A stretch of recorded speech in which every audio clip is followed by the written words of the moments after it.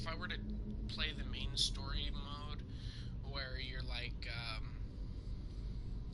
the Dragonborn, I would more than likely choose a Breton. If I'm playing a merchant, I have a tendency to play the Imperial. Um, but we'll talk about that in a minute. Next up is Dark Elves, aka the Dunmer.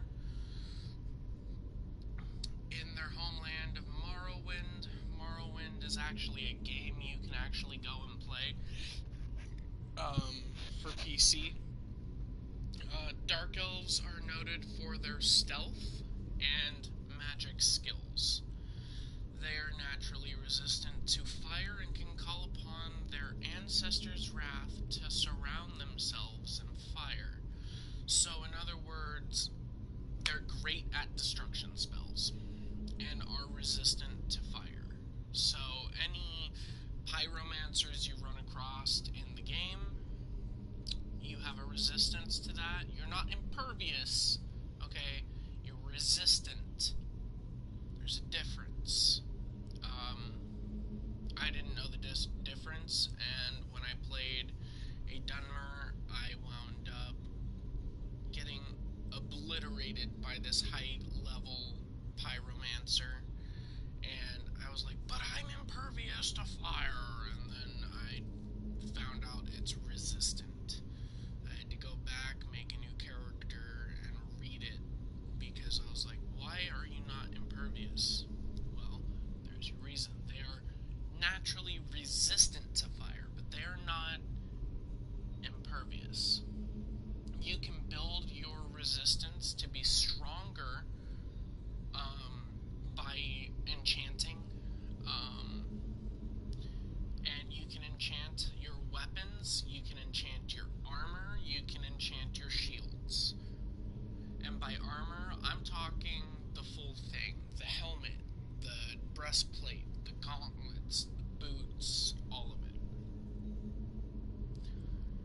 And if you're going a pure magic caster route, you can either choose a Dunmer, it's a great choice, a Breton, like we were just talking about earlier, or a High Elf. The reason being, High Elves are also known as Altmer in their homeland of the Somerset Isle, which is a place, if I'm not mistaken, that you can visit in one of the other games of the Elder Scrolls series. The High Elves are the most strongly gifted in the arcane arts of all the races. Meaning, you start out with, I think it's like 150 instead of 100 for mana in the game, or magicka. Or it might be 200. I'm not entirely sure. But yeah, it's useful for a pure mage. They call upon their highborn power to regenerate magicka quickly. So, and I'm assuming you can only use that like once a day, in-game once a day. Now we're on the Cyrodiil people, the Imperials. Natives of Cyrodiil, they have proved to be shrewd diplomats and traders. They are skilled with combat and magic. Anywhere gold coins may be found, Imperials always seem to find a few more. Okay, right there. For a merchant, that's perfect. So say a Nord will only find 5 gold in an urn, right? Well, not the case for an Imperial. An Imperial will always find anywhere between, if it's 5 gold in an urn, you'll wind up finding, let's say from 5 you get like maybe 15 or something.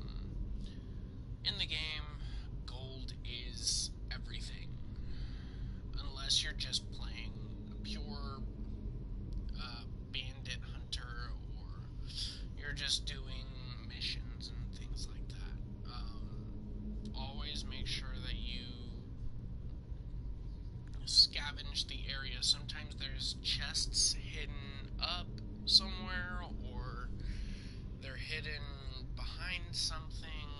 There's always somewhere you can look and you'll find a chest. Now, Khajiits. Hailing from the province of elsewhere, they are intelligent, quick, and agile. They make excellent thieves due to their natural stealthiness. All Khajiits can see in the dark dark at will and have unarmed claw attacks. So, in other words, they're scrappy and they're quick and intelligent. So that's quick and agile are two different things. Agile means they can bob and weave, but quick means they can run fast. Intelligent, everybody knows what that means. So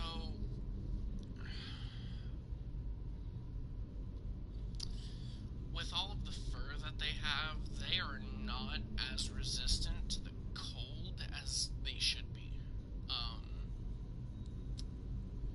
Which kind of sucks, to be honest with you. But, what can you do?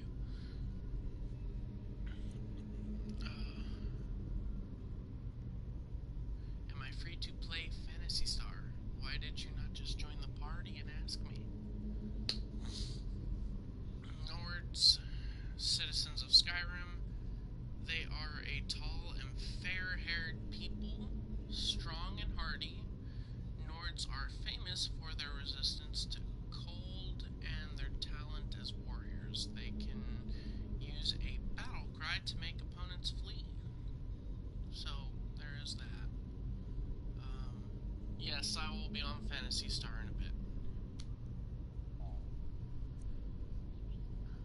Alright. And I am probably not going to be streaming that because I want to stream it from the very beginning, but the problem is I don't have the money to create a new character right now. The people of Hrothgarian and Dragontail Mountains. Orcish smiths are prized for their craftsmanship. Orc troops in heavy armor are among the finest in the Empire and are fearsome when using their berserker rage. In other words, if you want to play a blacksmith or a heavy warrior, like somebody who runs around with heavy armor, and yeah, you can do that. Red Guards. They're the most naturally talented warriors in Tamriel. The Red Guards of Hammerfell. Oh. Weren't you just in here? What the heck? I'm so confused. What? There's two of you in here, buddy. Oh yeah, Yeah, but now you're echoing. Friggin' weirdo. Yeah, evidently. I could do the same thing, but I don't want to do that. Hammerfell. Red Guards of Hammerfell have a hardy constitution and a natural resistance to poison. They can call upon an adrenaline rush in combat. But in contrast to that, they are highly susceptible to all diseases of Skyrim, unfortunately. Every time I have played as a Red Guard, I was constantly needing cure disease potions. And it's not a big deal. It's just a major minor inconvenience because now you're running around with potions that you don't necessarily need to have all the time. But you do with a Red Guard. Then you have the clan folk of the Western Vale Forests. Or Western Valenwood, my bad. Valenwood Forest.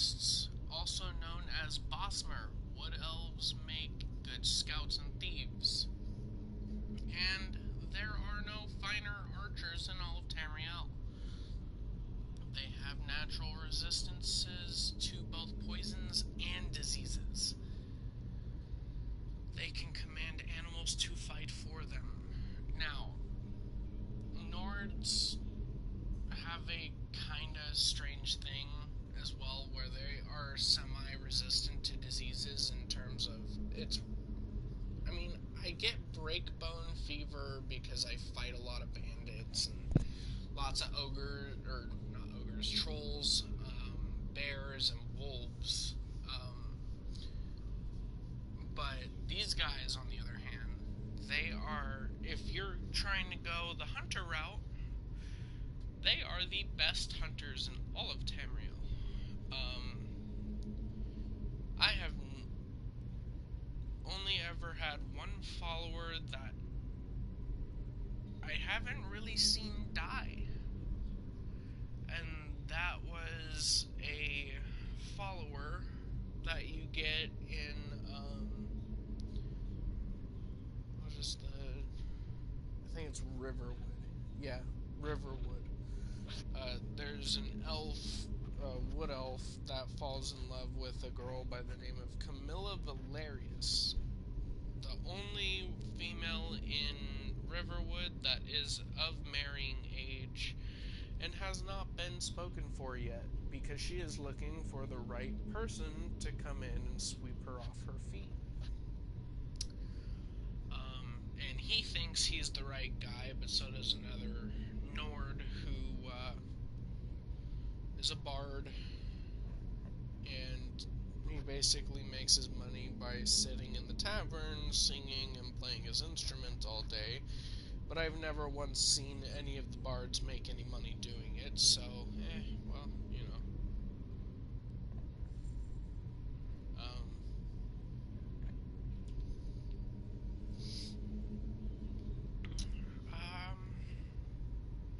You know what?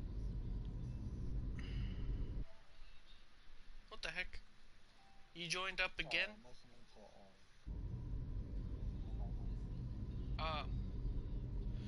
I think I'm gonna make a wood elf. Male or female? 'Tis the question.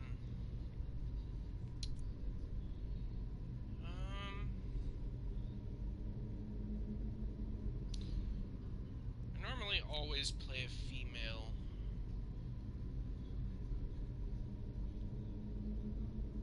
When I play an elf.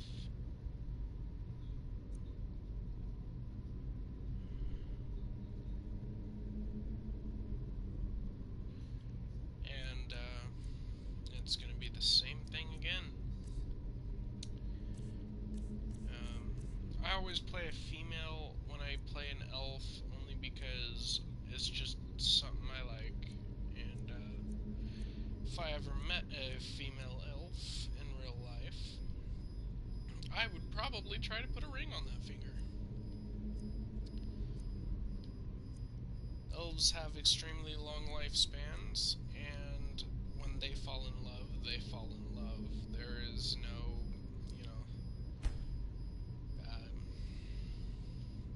half heart in there.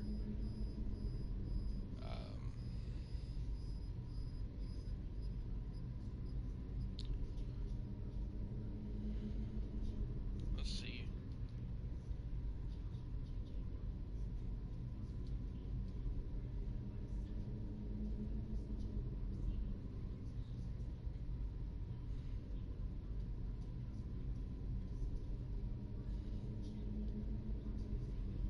I'm gonna name her Silky. Just because I can. Now, these are the standing stones that I was talking to you about. You can choose any of them that you want. We'll start off with this one. It's called the Apprentice Stone. Those under the sign of the Apprentice recover magicka faster, but are more susceptible to magicka damage. You may only have one blessing at a time. Ritual Stone. Once a day, those under the sign of the ritual can reanimate nearby corpses to fight for them. Again, only one blessing at a time. Once a day, those under the sign of the serpent can use a ranged, paralyzing poison on opponents. You have the Shadow Stone. Those under the sign of the shadow can become invisible for an extended period of time. Yes, I'm still here, dude. Why does everybody have a hard time hearing me? My mic is just fine. Those under the sign of the Atronach absorb a portion of incoming spell damage and have a larger pool of magicka, but recover it more slowly. Then you have the Lady Stone. Those under the sign of the Lady regenerate health and stamina more quickly. You may only have one of these blessings at a time. Then you have the Lord Stone. Those under the sign of the Lord are more resistant to both magicka and physical damage. Then you have the Steed Stone. Those under the sign of the Steed can carry more and do not suffer a movement penalty from any armor. Then you have the Lover's Stone. Those under the sign of the Lover always feel a lover's comfort. Also, in parentheses, it says all skills improve faster. It's usually the one that I go and search for in Skyrim. Now you have the Thief Stone. Those under the sign of the Thief will learn all stealth skills 20% faster. The Mage Stone. Those under the Mage will learn all magic faster by 20%. And then those under the sign of the Tower have the option to automatically open expert or lower locks. So in other words, master locks are still going to be a huge challenge for people. Now, those under the sign of the Warrior will learn all combat skills 20% faster. Like I said earlier, I usually go for the Lover's Stone because it boosts all skills. Now, we come over here. You can make a choice. Right down here is a coffin. It allows you to become a vampire and start the game off as a vampire. And this lady, right here, in the story, her name is Aela, the Huntress. She turns you into a werewolf in the actual companion storyline. I really like her armor, though. I've always liked her armor, but it only looks good on her. Every time I've worn it for my characters, I did not enjoy looking at it. I always wound up putting it on Lydia, and then taking it off of Lydia and putting regular armor on her. Here you can choose to start off at the Guardian Stones. You can start off by owning a property in any of the holds. You can start off by drinking in a tavern in any of the major cities. You could also join a faction. Why? Are you leaving the party and then rejoining and leaving and rejoining?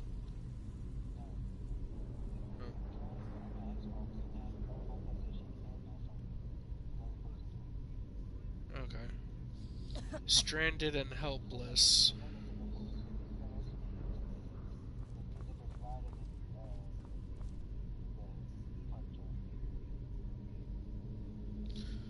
Okay.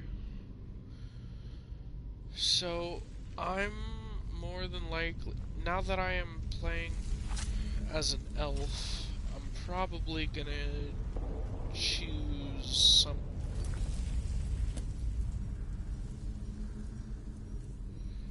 Taking this off, it's bugging me. There we go. I'm gonna be playing as a huntress in this game, so I'm going to start off with a property. Now, I can choose from any of the holds, such as Falkreath, which gives me Lakeview Manor, Honeyside in Riften, which is a very fancy house for such a broken down town. I get a serial killer's house in Windhelm. Breeze Home in Whiterun. That I get from Markarth over here, or Morthal. That's the hall. Winstead Manor, or no, this manor, or this I get from Dawnstar. This one I get from Morthal. This basically means I'm a rich person. Proudspire Manor in Solitude, and then Vundrel Hall in Markarth. And I don't feel like having a Daedra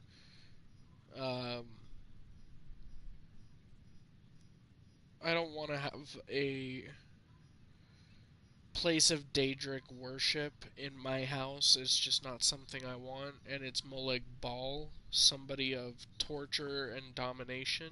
I'm good. I usually go with Lakeview Manor for the simple reason that there's a lake over here I can go fishing on, and there's animals and bandits and stuff in the vicinity right over here on this road right here. There's a bandit thing right here. But I think today we're going Winstead Manor because on this property, not only are you able to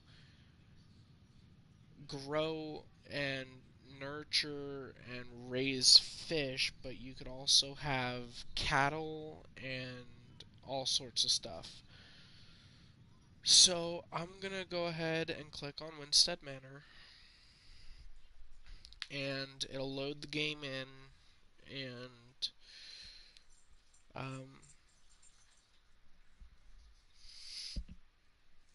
yes, it's a little bit of a cheat because I'm not having to do the part of the story mode where I have to go into Movarth's lair, who is a master vampire, and go kill him.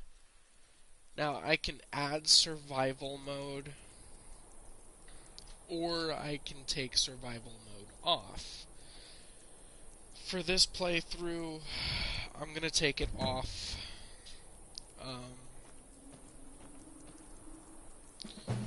Why am I over encumbered? Oh, that's why. Okay.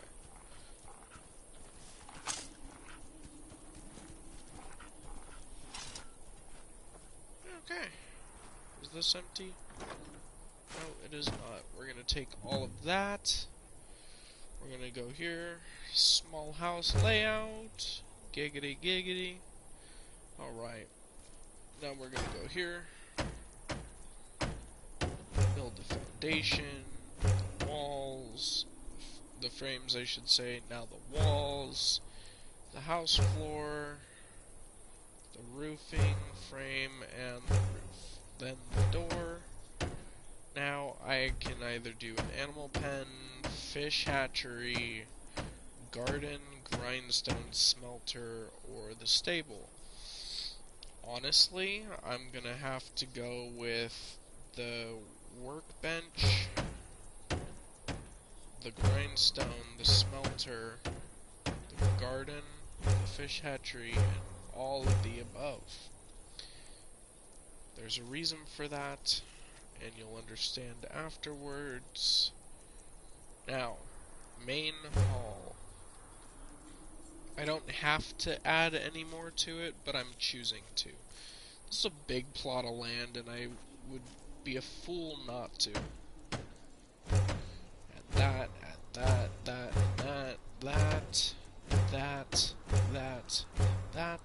and that. And then that. Voila!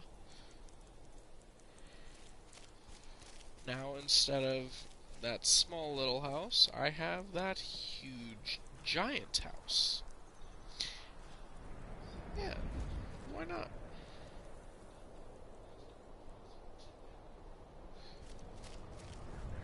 Now, all that's left is to go around and find the proper plants necessary to put them in the garden. The stone quarry is over here. There's also one over here. And a clay... The clay should be over here somewhere. Oh well. Anyways, this is the fish hatchery. Oh, there's the clay right here. This is the fish hatchery.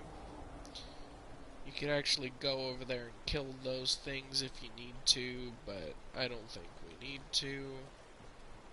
I go over here, activate the fish hatchery. I don't have anything in there because I haven't caught any fish and let them go in here. And yes, I could potentially successfully have some ingredients to make some alchemy stuff happen. But I am not interested in alchemy at this point in time. Right now, I'm just focused on building my house. I have 438 log piles left. And now I can either do an armory, a kitchen, a library, an alchemy laboratory, a storage room, a trophy room, bedrooms, enchanting tower, greenhouse. But here's the thing. Since this is a house I'm supposed to live in, we're gonna have to go with a kitchen.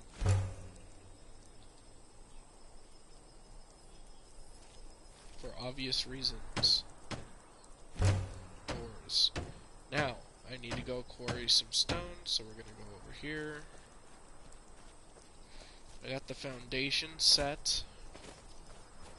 That's what it looks like when the foundation is set. Built the doors. Now, we're gonna come over here, pick up this pickaxe. Now you can do it this way.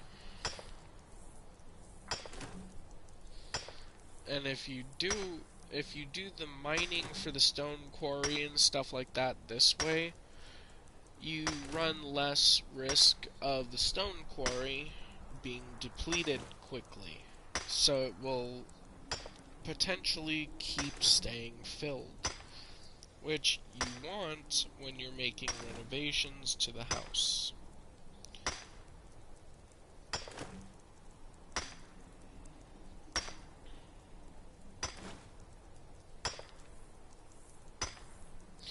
Now I'm carrying too much to move around. That's okay, because we're not going that far. And I did not start off wearing the armor that I probably should have had on.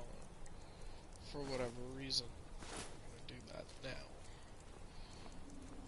The reason for me wearing the armor is because, you never know what's gonna happen around here. This is Skyrim after all.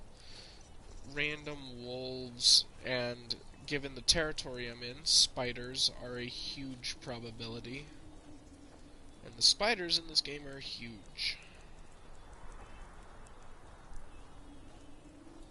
Ah, there's another clay deposit right there. That's kind of cool.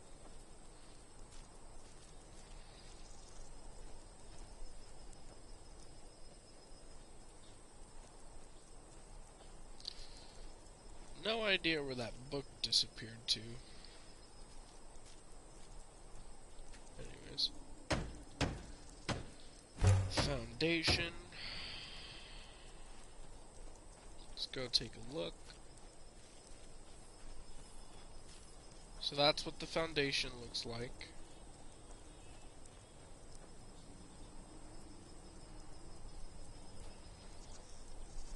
And then we'll go back over here. We're gonna build the kitchen floor. And then the wall supports.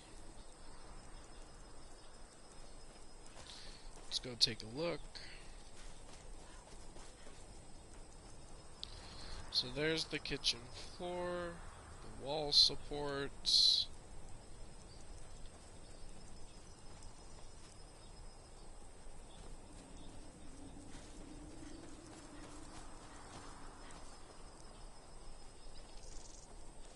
Take a look here. Alright, we're still good. Alright, then we're gonna do the roof frames. That's what that looks like.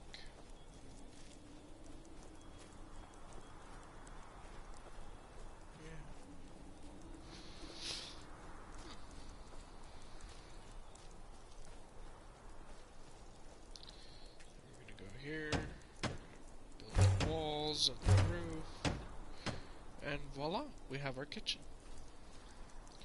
All that's left is to build the stuff we need to put inside of the kitchen, and should be good. Yeah. Now, I could do a bunch of bedrooms on the other side, but that doesn't make any sense, to be honest with you.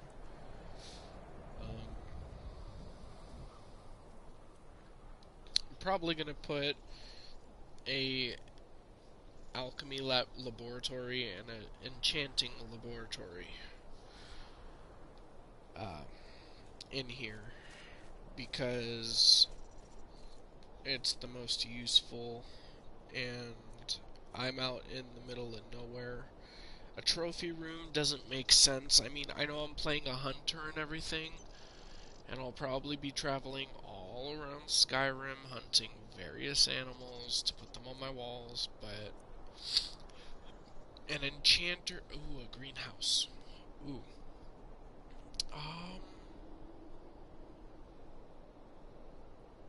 Suppose that would be a good option.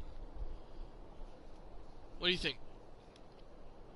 Should I build a greenhouse, or should I build a alchemy laboratory? Greenhouse, alchemy, or enchanter? Actually, it does matter. Okay, so I'm playing a hunter. I'm going to be traveling all across Skyrim, bringing back different fish and putting them into my hatch house, and then putting walls up, or my trophies up that I've caught, and things like that. So what do you think?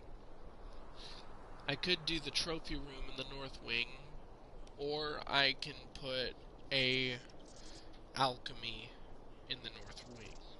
What do you think?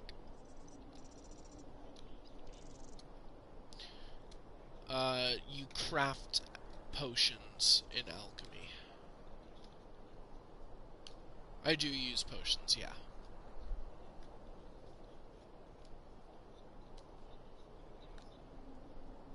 They really are. I don't normally use potions all the time, though. So for the west wing, should I go with a greenhouse for vegetables and stuff? For, you know, and leave my alchemical ingredients outside, or have my alchemical ingredients, because it depends, right? So if I'm doing a trophy room, I'd have to put an enchanter's wing, right? But if I'm doing an alchemy wing instead, then I'd have to go with a greenhouse for alchemy ingredients. Also, I'd be considered a witch, not a hunter.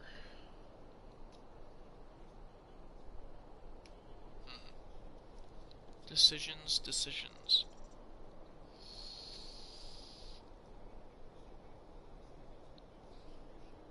I don't know.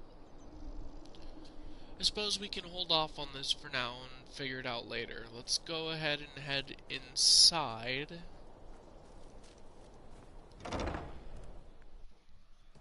And begin the construction of everything.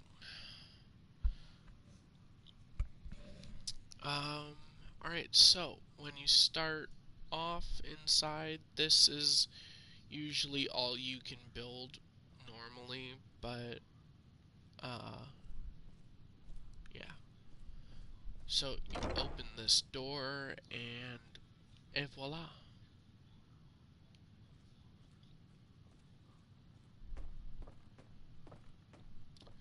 This is what it looks like right now. It's actually quite empty.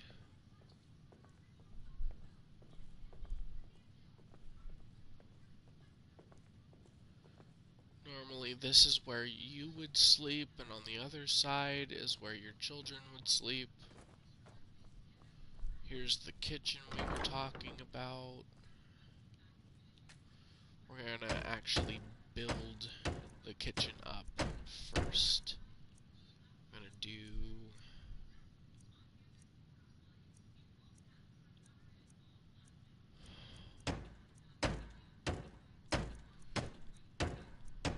We're gonna do the oven. We're gonna do the fireplace. We're gonna do cupboards. Did you leave the party again?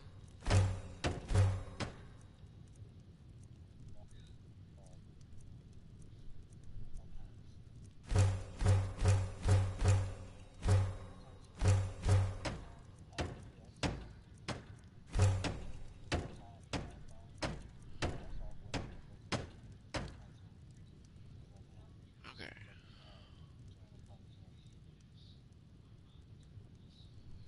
So, almost. I'm putting the furnishings into my house really quick, and then building my bedrooms and stuff, and then I'll be good.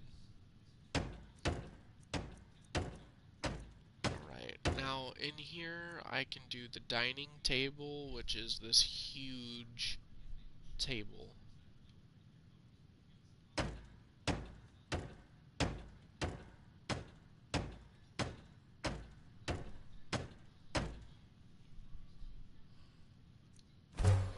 Of which we are doing. I'm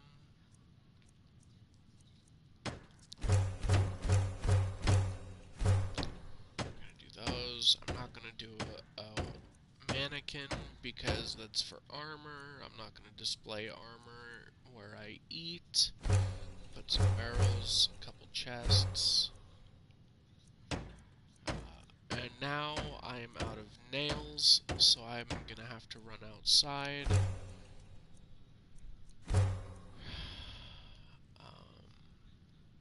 But so far, this is what it looks like. Now the front of the house, I could put another cooking thing, and I can leave this closed. I could put a bed in here, a bottomless box, cool. But I'm gonna be living on this part of the house, so we're gonna go over here, and unfortunately, I can't build anything because I am low on pretty much everything right now.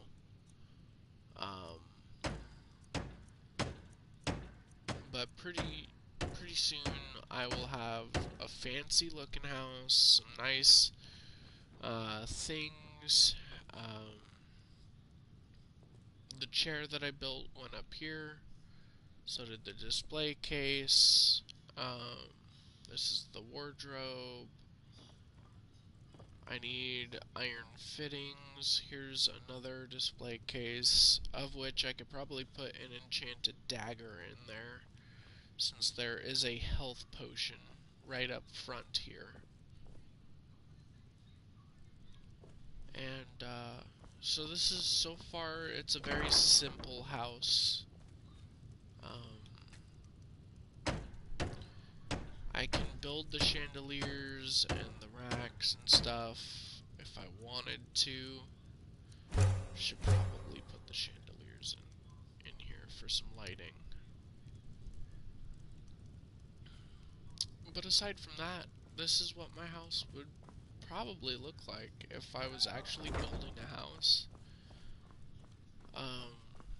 I'd have a nice huge kitchen with a giant baker's oven, and this is where I would cook my regular food.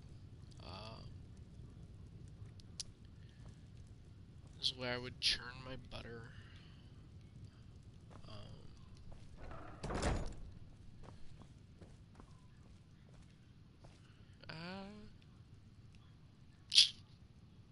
Aside from that,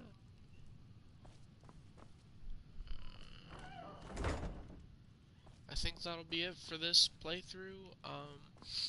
We will pick it up from here tomorrow.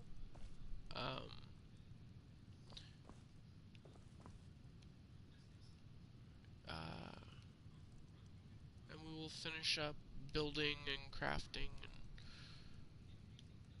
yeah. And eventually I'm gonna have to go and buy some more lumber, obviously, because I've used quite a bit of it. Anyways, thank you for tuning in, and that is going to be it for this playthrough. Thank you for tuning in, and have a wonderful day.